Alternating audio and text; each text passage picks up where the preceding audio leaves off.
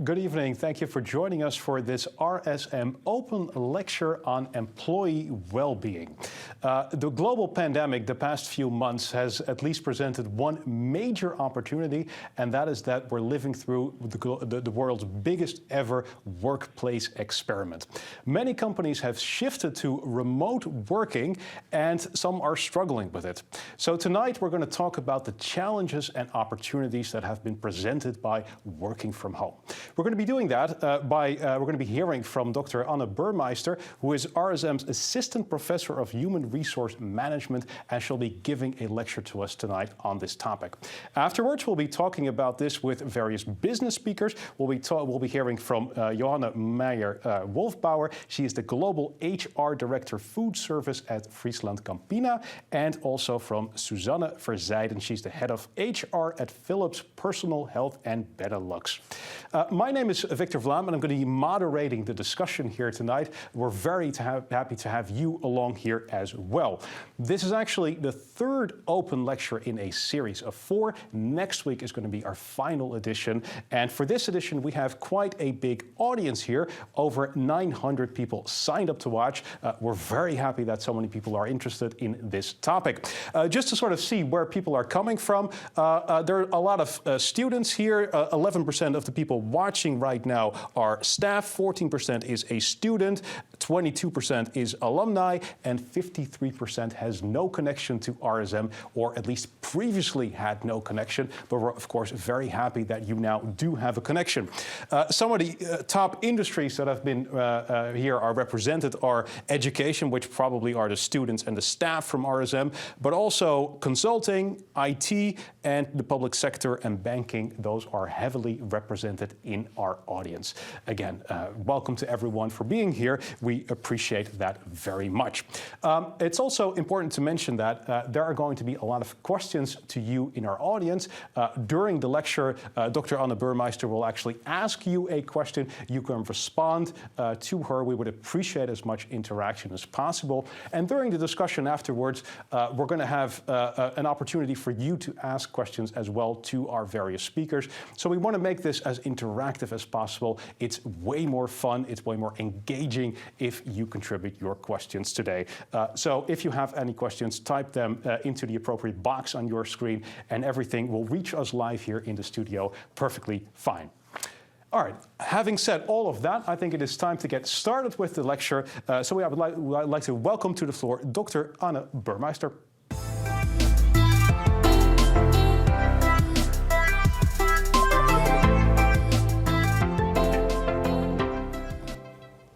Thank you very much for being here with us today to celebrate 50 years of RSM. It's my absolute pleasure to kickstart our discussion on people first, what's going to happen to the world of work after the great upheaval of 2020. And our goal is to generate insights into how to keep employees happy, healthy, and productive while working remotely. Let me first start with a question before I dive into the content. I want you to take the COVID context completely aside and think about longevity in general. So if you think about factors that contribute to us surviving or contribute to not dying, what are those factors? How do you get to 100 years of age? Now we'll be coming back to your answers, and they will hopefully make sense in the context of today's presentation. Let's first look at a couple of numbers to understand how prevalent remote working was and what has happened during COVID-19. So before COVID-19, remote working was actually an experience of only a couple of employees. Around 14% of employees in European countries were reporting to work remotely occasionally or usually. We have to acknowledge that there are strong variations across European countries and industries, with remote working being more common in the Netherlands, actually, and also Scandinavian countries. It's also more common in knowledge and IT-intensive industries. So what has happened then? During COVID-19, there was absolutely a massive and sudden shift to remote working. Employees reported that 40% of them were working remotely full-time. In addition to that, you obviously have a couple of employees who occasionally work from home. What we need to acknowledge here is that also means that we will never get to 100% because there are a couple of employees who just can't do their work remotely. They have to go into work to conduct their work. Think about frontline healthcare workers, frontline service workers, but also transportation or manual work. However, today in this presentation, I will focus on those employees and organizations that were affected by the massive shift to remote working. So interestingly and traditionally, there has been quite a negative perception of remote working. Many organizations were assuming that employees that are not seen are not working, or at least not as effectively as if in the office. This negative preconception has been completely debunked during the pandemic. What we have seen and what many data sets show is that productivity is actually up, absenteeism and turnover is down, and companies also report that they can save costs on real estate. There's also a nice side effect of companies, because of reduced work-related travel, we have fewer carbon emissions. From a research perspective, these benefits are not very surprising because we've known for some time that remote working has benefits for employees' work life and also employees' work-home life. So what employees report is that when working remotely, they experience increased autonomy, which means psychological freedom in how to plan and conduct one's work. What is also nice about remote working is that employees report fewer interruptions, so that they have the opportunity to work longer stretches of time on one particular task and therefore get more done. What we also see is that employees enjoy reduced commuting stress and also, at least if kindergartens and schools are open, reduced work-life conflict. So that sounds fantastic. Organizations and employees are benefiting from remote work. However, what we have also seen is that employees really seem to miss their workplaces when working remotely in a full-time mode. And I think what is even more interesting is to look into the reasons why employees miss their workplaces. Some employees report that they miss their workplaces because of the better technological setup that they have in the office. However, the number one reasons of missing the workplace is that employees miss the informal social interactions with their co-workers, the chit-chat in the coffee corner, the random conversations in the hallway, the brief opportunity to exchange ideas when changing offices or when having lunch together. And this really seems to have an impact on employee well-being. We know from research that remote working is actually not only beneficial. While we have the benefits of, for example, increased autonomy and fewer interruptions, there are also a couple of risks that we need to take into account, which makes remote working actually a double-edged sword. The most important risks of remote working are of social or emotional nature. What we see here from research is that employees report when working remotely, a higher incidence of negative emotions, such as loneliness and worry. In addition, they are also not as able to kind of catch positive emotions from others, which you might have experienced when working from home, so that you feel less excited, less engaged, because you don't have these moments of social contagion where something great happens and you're part of this group that jointly has this experience. Employees also report that they feel more isolated, and we know that a high extent of remote working reduces the quality of co-worker relationships and relationships with the supervisor. What might then be interesting is to ask, why has it been working so well during the COVID-19 pandemic? What have we done before the crisis that kind of set the foundation for remote working working so well? So to understand this, we have conducted some research between April and June 2020.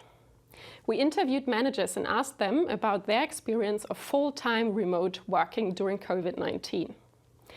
What were the benefits? What were the challenges? How were they organizing the team interactions? And what were their experiences of making this work? And interestingly, these managers reported that they experienced full-time remote working as a time of withdrawals from established trust accounts. So what that tells us is that we might need a period of face-to-face contact to set the social foundation for remote working to function effectively. What managers were also indicating is that they think that it might be possible to maintain trust levels if you really invest in the relationships with your employees, but it's much harder or even not possible to build trust when working remotely. That was why one of the main challenges that they were identifying was to onboard new employees. So how can we explain the importance of socio-emotional experiences? Which kind of theories help us to make sense of this? And so-called need-based theories of work motivation are very useful here. These theories tell us that we as humans have a couple of innate and universal needs that need to be fulfilled for us to experience positive emotions, feel energized, and be able to contribute and thrive. And the so-called self-determination theory identifies three basic psychological needs: autonomy, competence, and relatedness. Autonomy refers to a sense of freedom and volition. And as we have already seen in remote working, employees report more autonomy. Competence refers to the experience of mastery and being in control. And we have seen that productivity was actually up, so that it's likely that employees are also able to feel competent and conduct their work from home. Relatedness, the third basic psychological need, means feeling connected, included, and close to others. And I think this is where the problem lies, because when working remotely, when physically distanced from others, we're less able to fulfill our need for relatedness. And we are social animals, so that really affects us. So now I want to come back to my initial question, which hopefully now makes a bit more sense. What do you think are the factors that buffer against dying the most? I will look at the screen here to see. Idiots is one of the answers. That is interesting.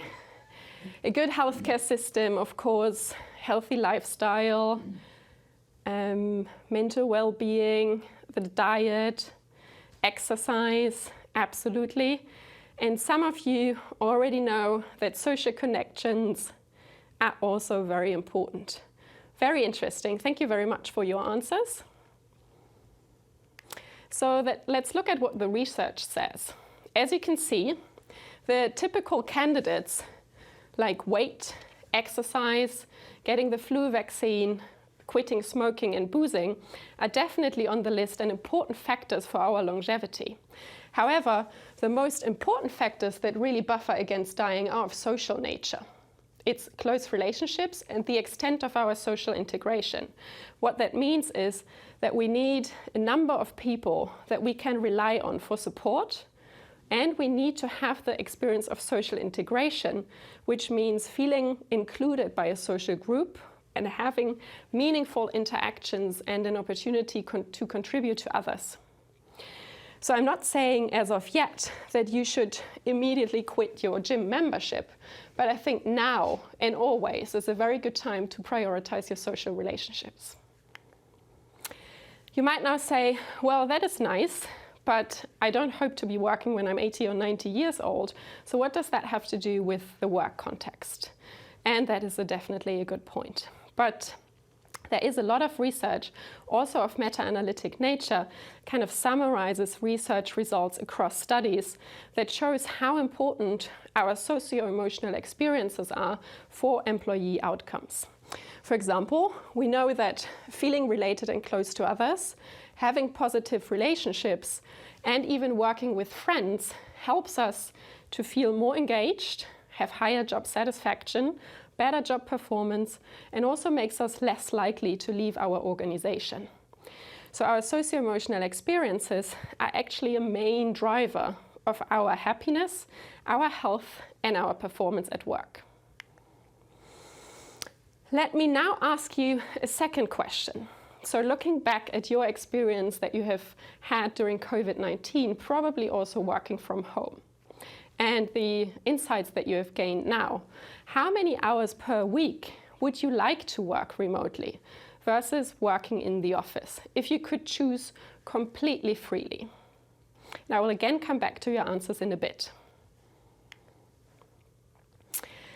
This also brings me to my next point, which is knowing how important socio-emotional needs are of humans for their well-being, and knowing about the socio-emotional risks of remote working, how should we organize remote working and the future of work to keep employees happy, healthy, and productive?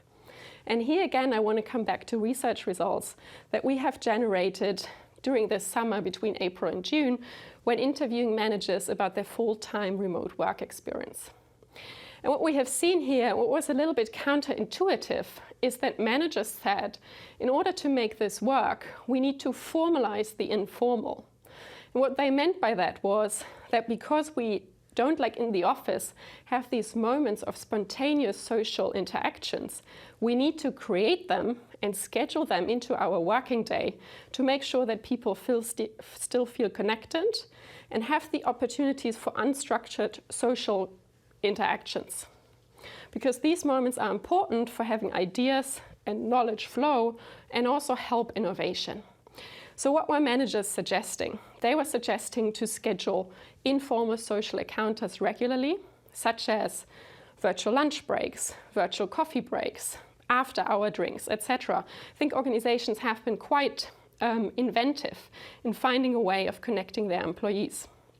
They were also making sure to schedule one-on-one meetings with their employees, because in a large group, in a team meeting, you can lose some of your employees, so it's important to check in individually.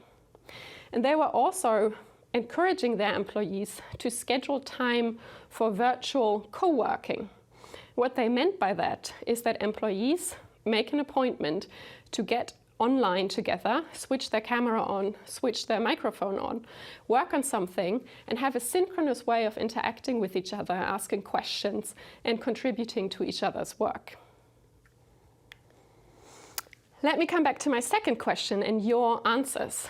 If you could choose freely, how many hours would you like to work remotely per week? And here are the results. So the majority of you would like to work remotely for 3 days, followed by 2 days, and then a minority that has chosen 1 day, 4 days, or 5 days. And interestingly, there's no one who has chosen 0 hours. So everyone wants to work remotely to a certain extent, with the majority coming out at 3 days.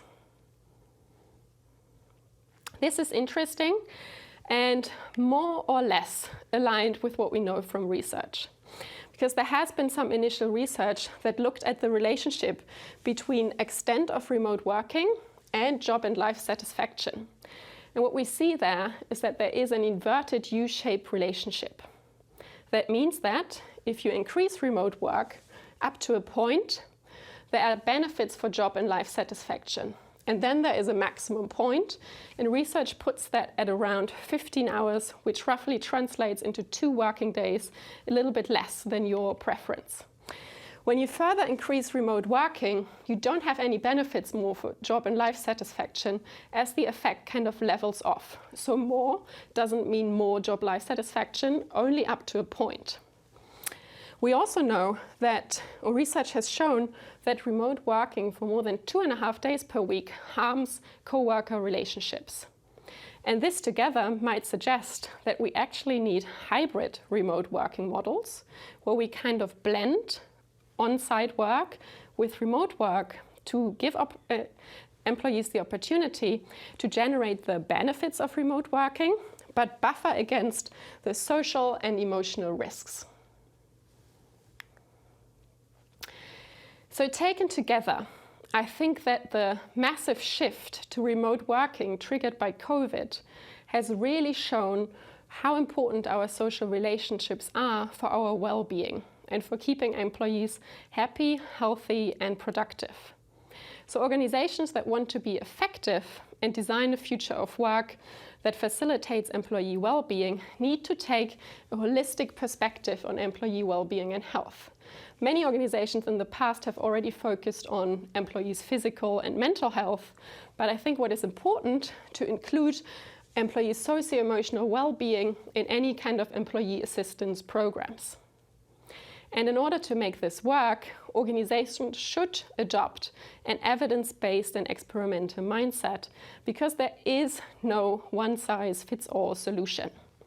What I mean by that is that organizations should be very comfortable with collecting data from their employees about their needs and what they want, to then match organizational practices with employee needs and adapt it to certain contexts.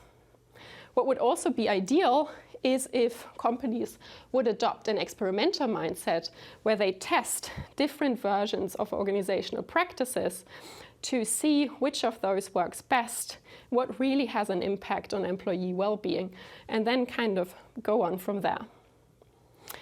Thank you very much for listening. I hope you gained some insights into how to keep employees happy, healthy, and productive. I now look very much forward to your questions, and especially to hear from Johanna and Susanne, because unlike me, who has only thought about remote working, they actually had to put remote working models into practice and implement strategies of how to deal with this crisis. Thank you very much.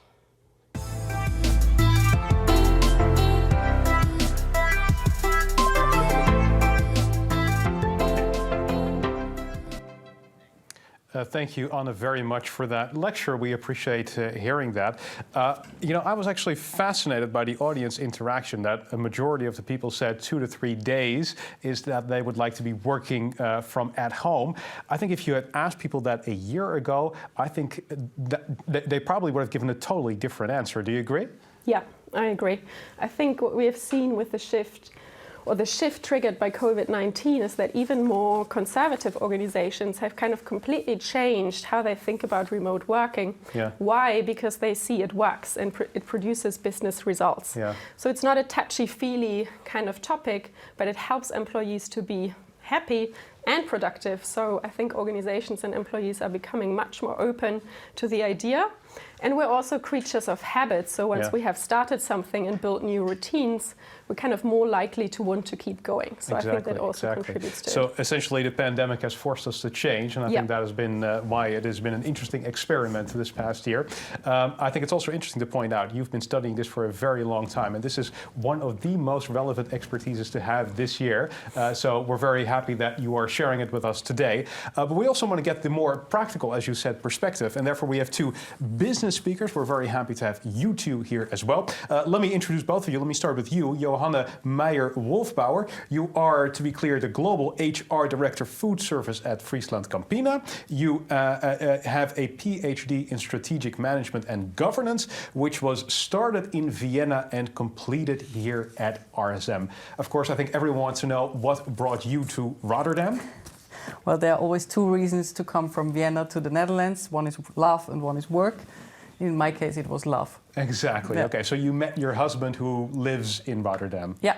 Okay. And I also fell in love with the Netherlands, so it was a perfect fit. That works out well. Yeah, I was going to ask you, are you enjoying it here? But the answer is apparently yes. The past year, I would imagine it was incredibly hectic for you, because if you're responsible for anything in HR, you've had to make major adjustments. Yeah. No, of course. When you start the year off, you have great business, but also private plans, and then all of a sudden everything changes somewhere beginning of March. Yeah. And we were sitting at home and really forced to adapt as leaders, in my case as HR directors, as colleagues, but also, of course, as human beings. Yeah. And then you try to coach yourself and coach your people through that. Yeah. And I personally began in a more calm and positive mindset, but then after 2 weeks I got in a more negative mood, because then you realize this will last longer. Exactly. Yeah. All right, well, we're going to talk about some of those practical experiences you've had for the past year and some of the things you've learned from that. But not before I introduce our second speaker here, Susanna Verzijden. You are the head of HR at Philips Personal Health and Philips Benelux. You have studied business administration right here at RSM. Not too long ago, I want to emphasize that. How is it to be back at this campus? No, that's terrific. I was just saying, arriving here, how much has changed in the last 5 or so years. Yeah, in fact, this building is all these new. buildings are new, so you can see how fast things are changing, and that's really nice to see. And exactly. You've actually worked in both the Netherlands and the USA for Philips. Is there a difference between these two countries in the way employee well-being is prioritized? Yes and no. If we look at this unique year and the handling of the COVID crisis, we saw that due to differences in governmental rules and regulations, we also had to act differently. Where, for instance, in the US, we closed offices till end of year, whereas in the Netherlands, due to changes in continuous governmental updates, we also adapt our policies and practices quite a bit over the weeks and days even. Yeah. From a perspective of employee well-being, we have installed employee assistance programs in the Netherlands and in the US, actually worldwide, as one of the things, amongst many different things, of course, to ensure that well-being for everyone is in place and is handled. Yeah. Exactly. Okay, we're going to talk some practical things. We have audience questions as well. In fact, I'm getting, people are telling me that we have a lot of questions, which is always a good thing. Thank you, all of you, for sending them in. The first question that we've received is the following. The research is geared towards countries like the Netherlands. I assume, that's a question, how would it change for more developing countries? That's an interesting question that relates to your presentation, Anne. Yeah. Can you give an answer to that? It's a very good question, and I think the problem that we're seeing in most of our research is actually that it's conducted in so-called weird countries, so Western, industrialized, rich, and so on. Yes. So that does not only apply to this particular topic, so how to make remote work, but it applies to most of our research topics. So I think it is an interesting question to think about how this shift would work or is working in developing countries. I think there would be some fundamental differences in how technology adoption can work, because we are most likely able to use more or less stable Wi-Fi. We're able to use all these kind of remote working technologies and rely on our technology systems and so on.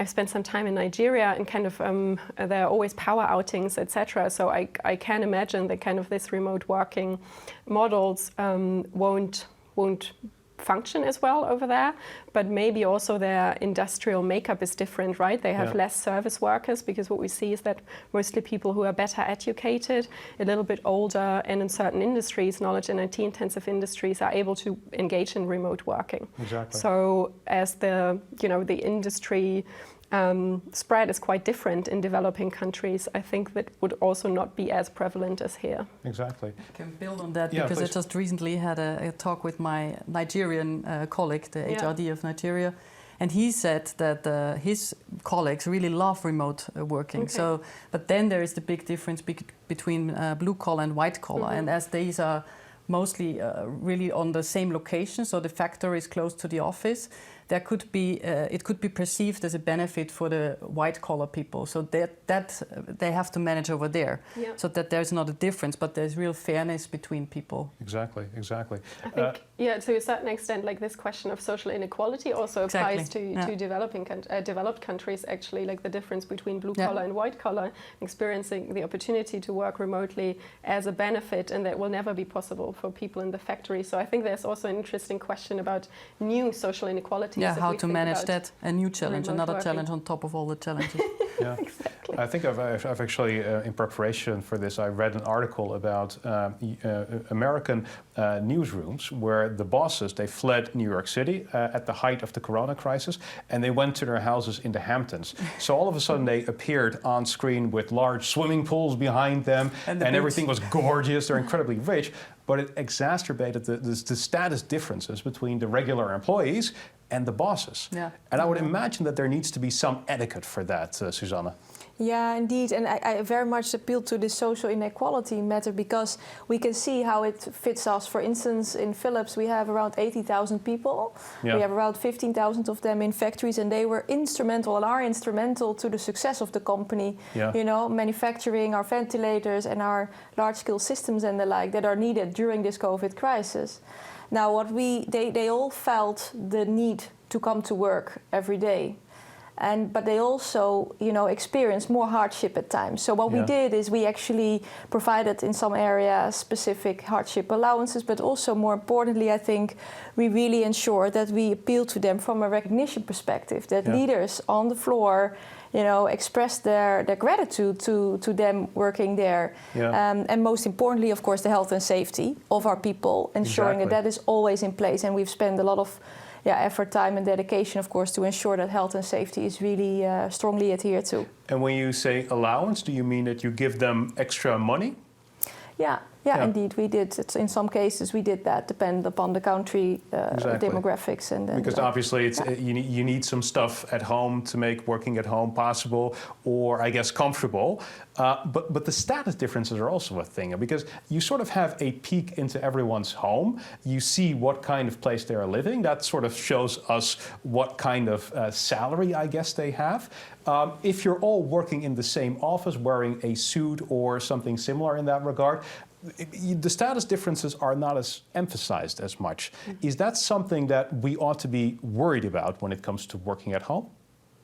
I don't know whether worried is the right word. I would probably not say worried, but at least aware as organizations that employees might have different perceptions of how much they want to give away of their private life, and it's perfectly fine that some employees don't want to share as much for whatever reasons, being it status differences or something else. We actually generated some anecdotal evidence that some employees were reluctant to switch on their cameras in team meetings, and that generated real conflicts with their supervisors, but the reason was that not that employees were slacking off and not wanting to be involved, but because they were embarrassed because of kind of the backgrounds that would be visible, and that was before everyone figured out that you can have these blurred or fake backgrounds. So coming back to my point about adopting an evidence-based mindset, I think it's also important to collect this data from employees and adhere to or make programs for different employee groups, and be mindful of employee needs and not completely abolishing office room, for example, because some employees, I think, want to go into the office because they just don't have the financial means to set up an effective home working environment. And I think organizations then also have caretaking responsibility to offer this office space to their employees. Exactly, because there are quite a number of things you need to actually have a comfortable home office. Ergonomics are obviously important as well, especially if you're sitting at a desk for 8 hours a day. And a good monitor, for example, a decent computer, that is not something that everyone can afford, of course. I want to get to another question from our audience. The question being asked is the following: what exactly is the difference between socio-emotional and mental well-being? Actually, I can see how they also overlap with physical well-being. And somebody says, thank you for this guest lecture. So this is a question directed at you. What would your answer be? Yeah, so I think as we have seen, they are all they are presented in that particular graph as not overlapping, but they are all part of the same underlying construct, which is health and well-being. So there will be some overlaps between these different constructs. I completely agree. If we think about mental health, it's, for example, if we think about interventions, it would be mindfulness interventions. So thinking about being in the moment, having your attention in the present moment, and being accepting. So working on your own kind of on your own well-being, on your own mental well-being. If you think about socio-emotional well-being, it always has to do with someone else. It's an interpersonal relationship. It has to do with the interactions that I have with others and how well or of high quality these relationships are. So whereas mental health and well-being kind of is only within me, it's an intra-individual process, socio-emotional well-being refers to an interpersonal process. There will always be at least one other person involved in the interaction that we're having. Okay. We want to get to another question from the audience.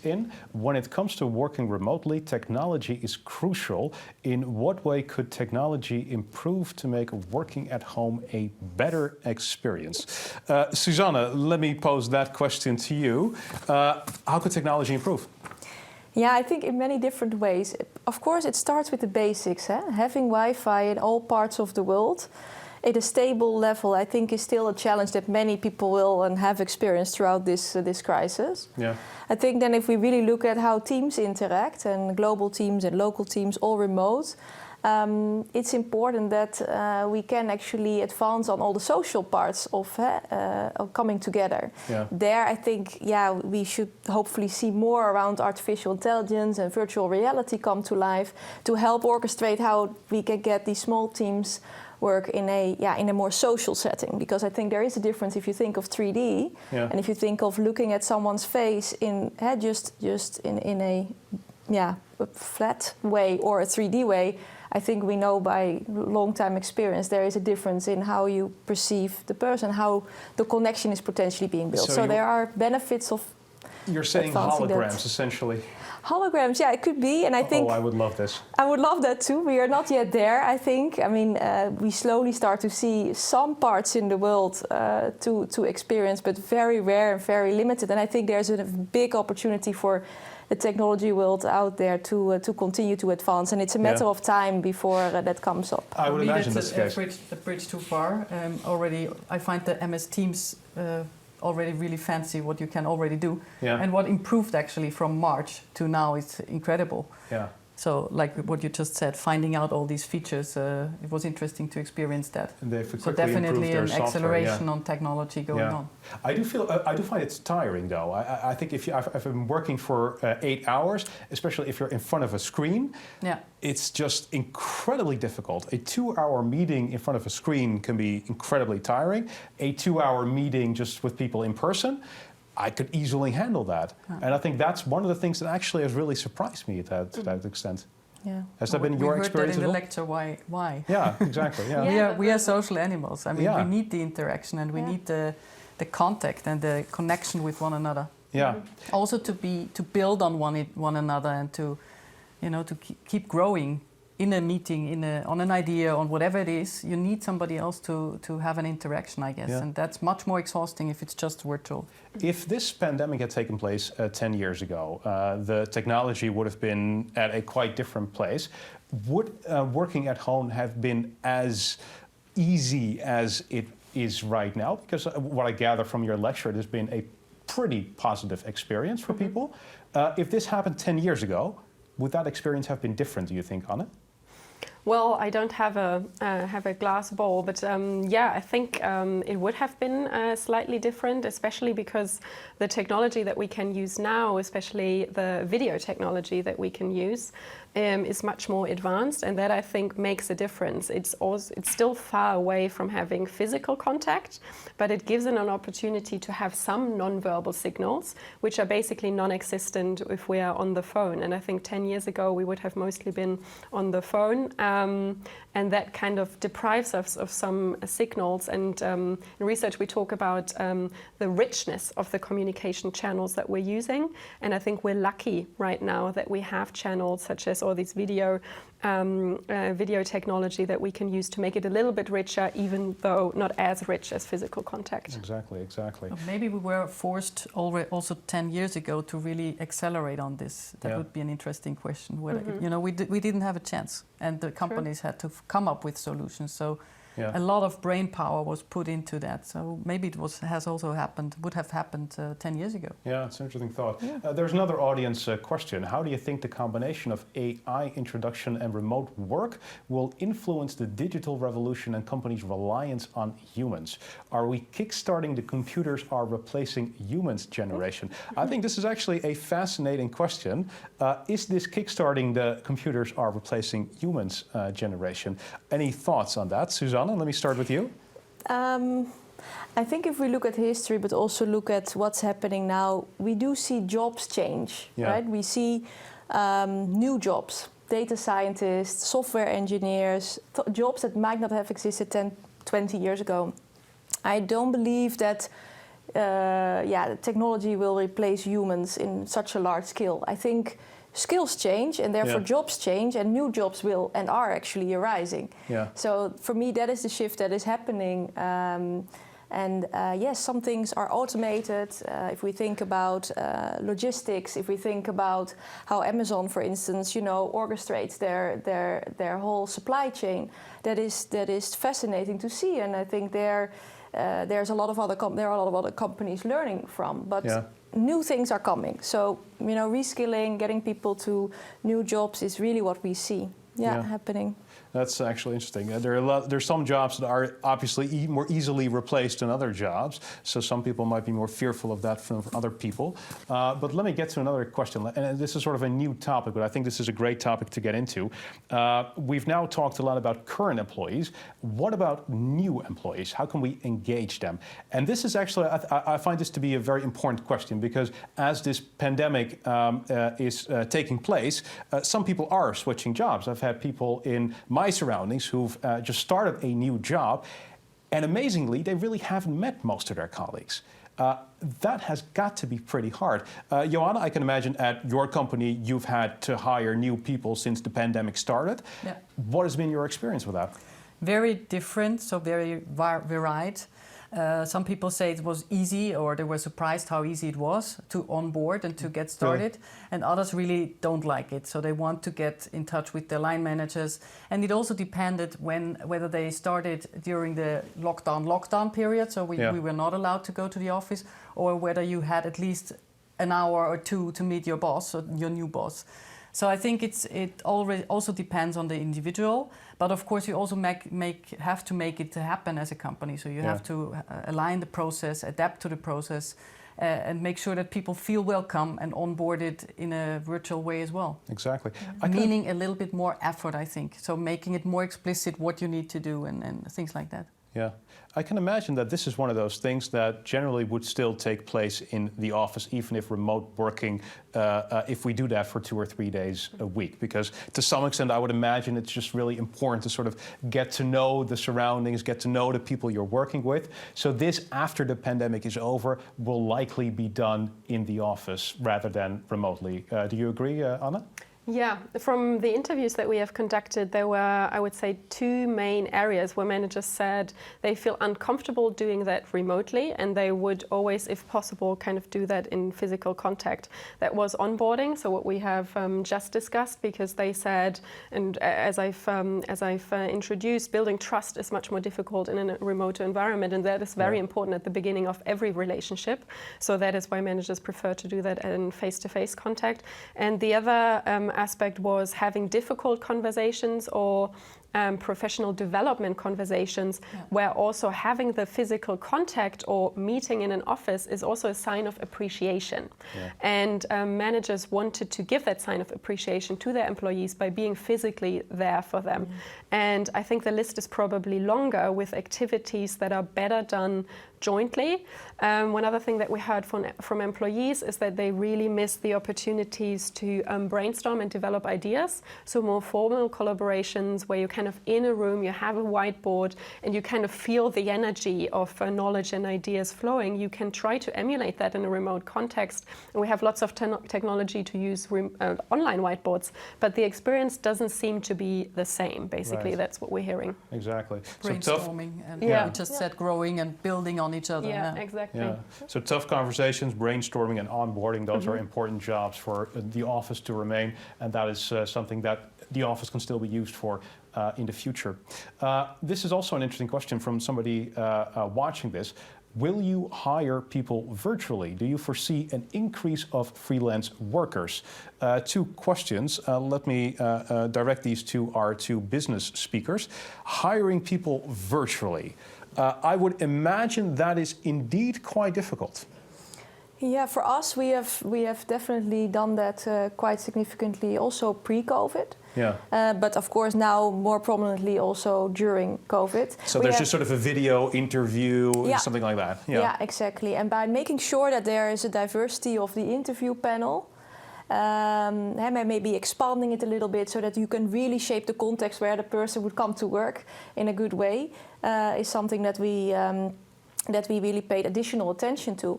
But in most cases, it has really worked really quite well to hire virtually. It's not something that is uncommon.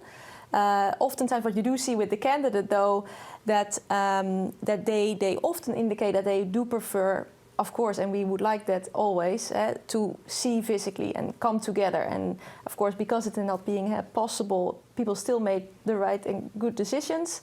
But that is something that we see people and candidates preferring a little bit more. Yeah. And also there you see progress, working on virtual assessment tools or models, for instance. There's also really an acceleration going on. So companies are now busy with that. Yeah. So I could imagine that this will also be boosted and will be staying after COVID. Yeah.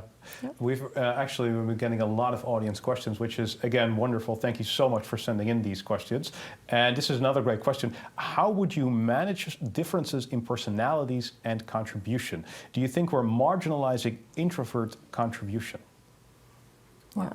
Shall I start? Okay. Johanna? Yeah, sure. Well, I think it is definitely something you have to watch out for. Yeah. So, for instance, when it comes what you just said on the brainstorming or more connecting part, what you should do in the office, virtually having all the team members inside and really being aware of who has contributed to a discussion, you have to be much more aware of that you also engage than the introverts, so they're more quiet people. Because if you want to be inclusion in a discussion, you want everybody to contribute, of course. So I think it virtually is more difficult for introverts, or easier to just stay back and. Yeah. On the other hand, I can imagine it's actually easier for introverts to work at home because they get less energy from the collaboration, the interaction with people. And if you're an introvert, I think you might actually enjoy. I actually consider myself to be an introvert. I actually sort of enjoy working from home because you don't have to talk to all those people all day long. Mm-hmm. This true. Yes. I very much echo to what Johanna was just saying, and there I think there's a big role to play, by the way, for leaders, to create an inclusive environment, to ensure that there is an openness and dialogue, and that it's okay, right, to come in with any perspective and to peel out actually those people that don't contribute, to peel them out and kindly and nicely involve them into the dialogue, so that you can really get the richness of whatever the topic is that you're working on. Yeah. This is something we invest in quite a bit indeed, to really ensure that is happening. Yeah. Because otherwise people will feel excluded. Indeed, the right new thoughts, new innovations do not come to bear, and that's of course not the right thing to have. Has it? Yeah, sure. Go ahead, please. Yeah, that's also something that we have seen in our research, actually, that. Introverts are kind of sliding away a little bit, especially in larger team discussions. That's why managers kind of had these one-on-one sessions with them more often, or with employees in general, to kind of make sure they are still checked in. But also what we saw is that there are new kind of skills, or not new, but more pronounced skills that leaders need, as you said, Susanne, to make this interaction work. And managers really needed to take on the role as moderator and kind of manage turn-taking in those meetings, be very clear on how they want to open the meeting, how they are doing the turn-taking, and how they want to close the meeting. So there seemed to be some new routines that needed to be developed by teams and managers in how to make this work and make sure that not only the extroverted, loud employees dominate the discussion, but there is a balance, not only in terms of introversion, extroversion, but also other characteristics of employees. Exactly. That's interesting. And I think that also is a link to another tip. You talked about formalizing the informal. I would imagine if you have a meeting, for example, it might be a good idea, for example, to start the meeting at the top of the hour. Let's say it's 2 o'clock, you start the meeting, but you sort of have something before that time, like 15 minutes, where you would just sort of talk informally with each other, just talk about what you've been doing, because that's what you would naturally be doing if you were having a meeting at the office. Is that something that you guys have experimented with, Susanne? Yeah, for us, this is a very critical point, and I think we continue to develop and learn as we go.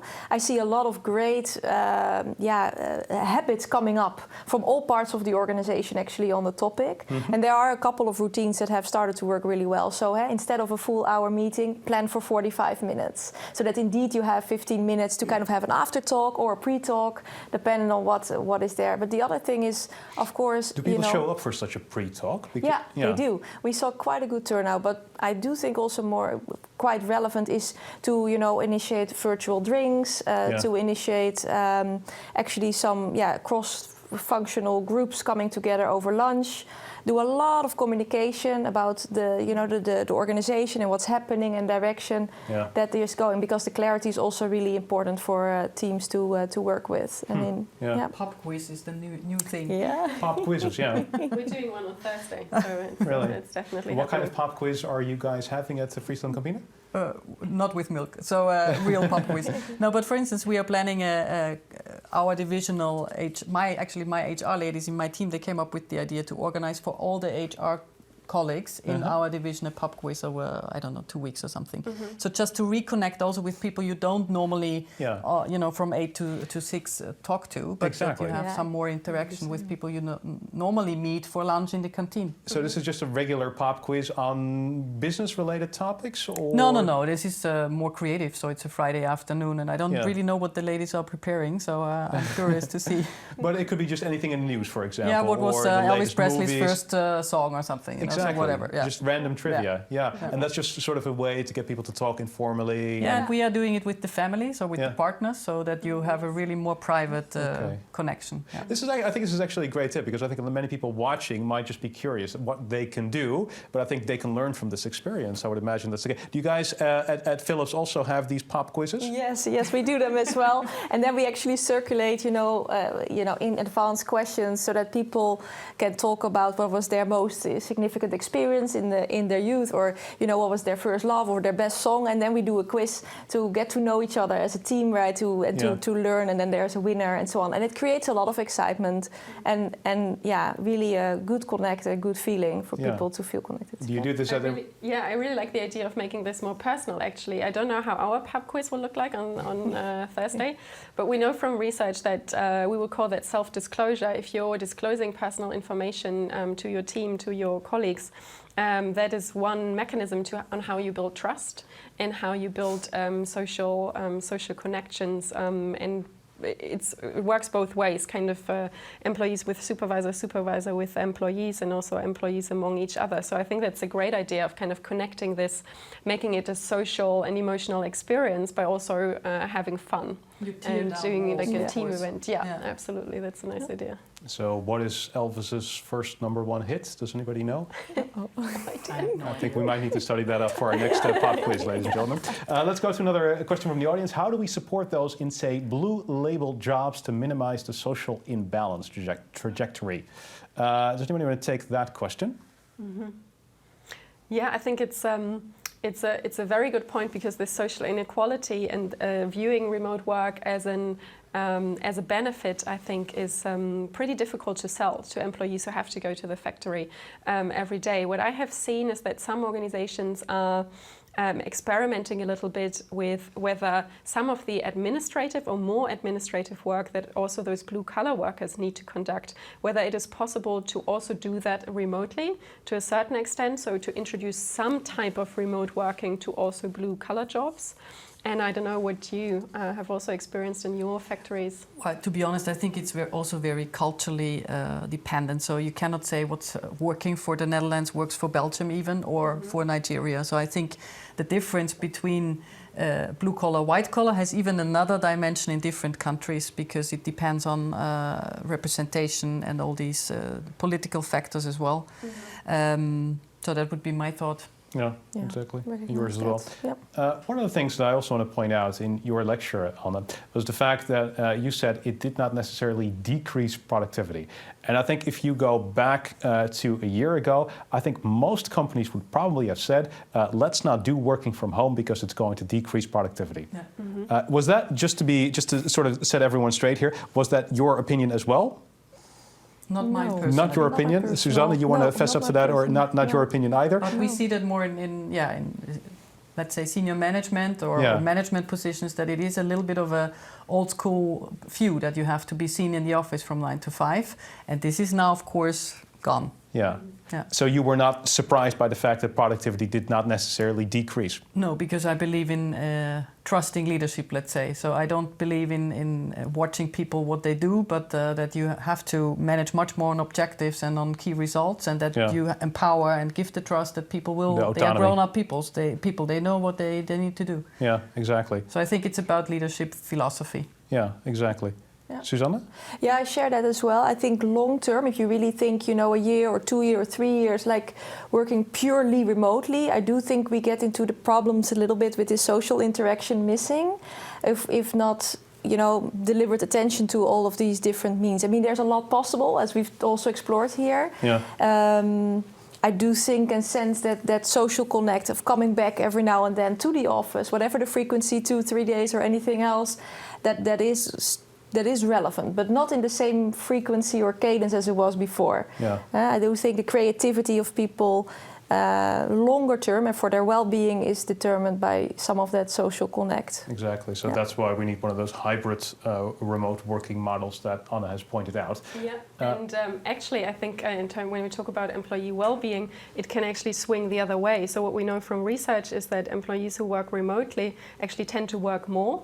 So around 4 hours per week compared to people in the office. So I think the challenge is actually a different one. It's protecting employees from overworking and not disconnecting, which kind of is also related to the point about the blending of the work-home interface and how to help employees to work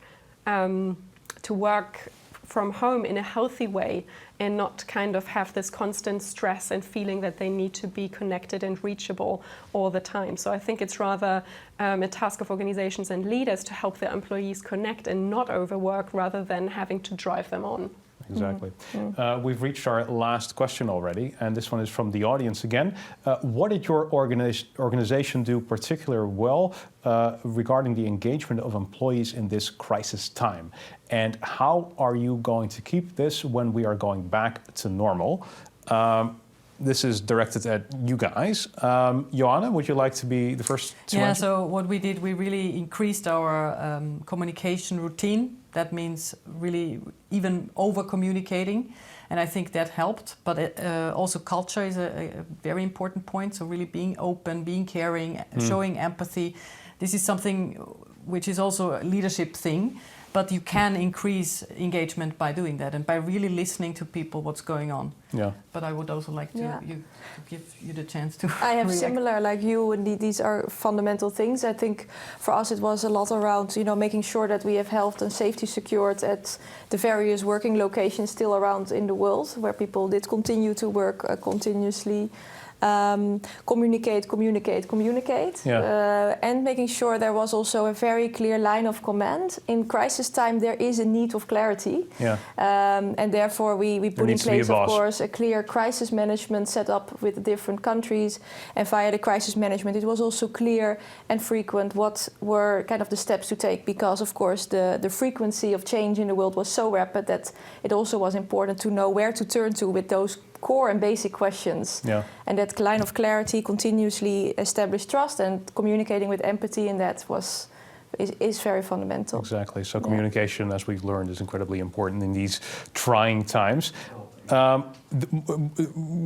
We're basically out of time, but I think one of the interesting things about this topic is that this is such a relevant issue this year, and I can imagine that the three of you have learned so much more than you expected to learn in 2020.